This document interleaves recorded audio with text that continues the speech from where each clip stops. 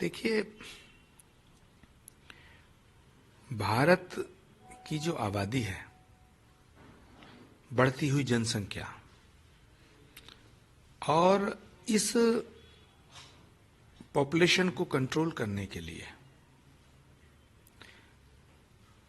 और भारत में जो असमानताएं हैं, कुछ असमानताएं पिछले 10 वर्षों में समाप्त हुई हैं, कुछ असमानताएं और बची हैं। उन असमानताओं को समानता में परिवर्तित करने का समय आ गया है। जहां तक बच्चे पैदा करने का विषय है, तो ये व्यक्ति के परिवार और व्यक्ति के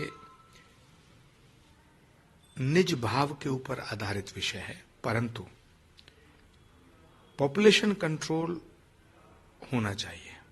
मेरी राय में पॉपुलेशन कंट्रोल होना चाहिए। दूसरा, समान नागरिक संहिता बहुत जरूरी है। भारत में पैदा होने वाला प्रत्येक व्यक्ति भारतीय है। उसकी पूजा पद्धति क्या है, ये अलग विषय है, लेकिन वो हिंदू हो या मुसलमान, वो हिंदुस्तानी पहले होना चाहिए।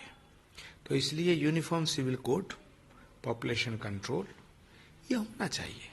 अगर कोई 10 बच्चे पैदा कर रहा, मैं 20 बच्चे पैदा करूं, मैं इस तर्क से सहमत नहीं हूं। मंदिर से कंट्रोल हटना चाहिए गवर्नमेंट बॉडी का, जिस तरीके से फैसला आया है बीएचपी और मथुरा को लेकर, काशी को लेकर बीएचपी की तरफ से। देखिए, सनातन धर्म को कमजोर करने के लिए, सनातन को मिटाने के लिए हजारों साल से साजिश हो रही है।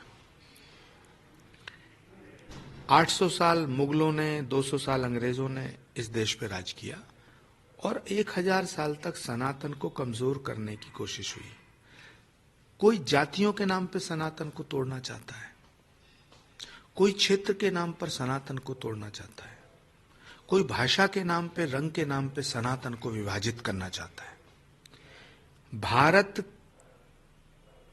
की जो विभाजन की विभीषिका है, भारत एक बार विभाजित हो चुका है धर्म के नाम पर 1947 में।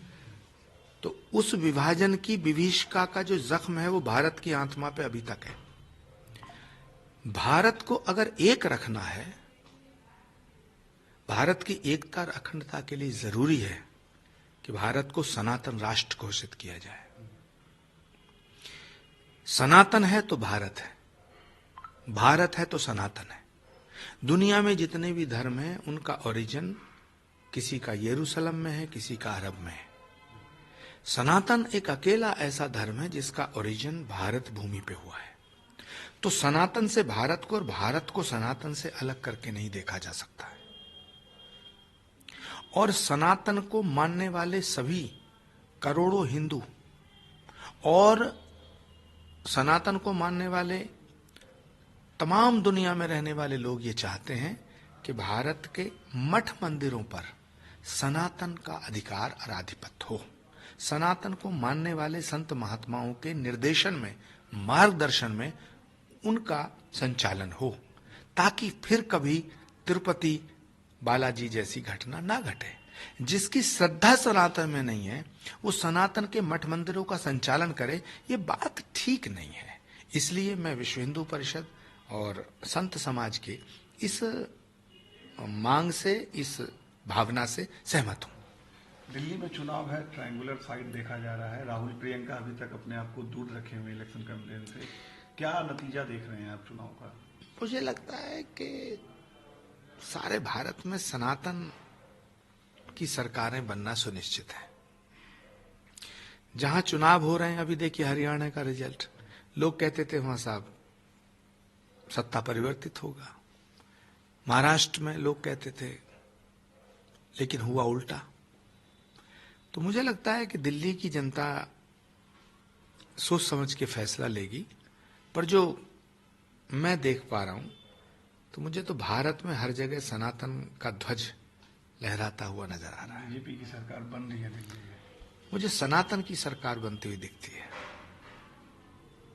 जो सरकार सनातन के प्रति समर्पित है, अब भारत में उसी की सरकार बनेगी। जो सनातन का विरोध करेगा, वो भारत में सत्ता नहीं पा सकता है। क्या आप बीजेपी ज्वाइन करेंगे? कई सारे इस तरह के बयान आते हैं आपको लेकर। देखिए, फिलहाल मेरा पूरा ध्यान श्री कल्की धाम के निर्माण पर केंद्रित है। जिस स्थान पर भारत के प्रधानमंत्री जी ने श्री कल्की धाम की आधारशिला रखी है, उस जगह, उस संभल में भगवान का विशाल, भव्य और दिव्य धाम बन करके जल्दी से जल्दी पूरा हो, इस काम में मैं जुटा हूं। जहां तक भाजपा ज्वाइन करने का सवाल है, तो भाजपा ज्वाइन मैं करूं या ना करूं, मैंने भारत के प्रधानमंत्री को ज्वाइन कर लिया है।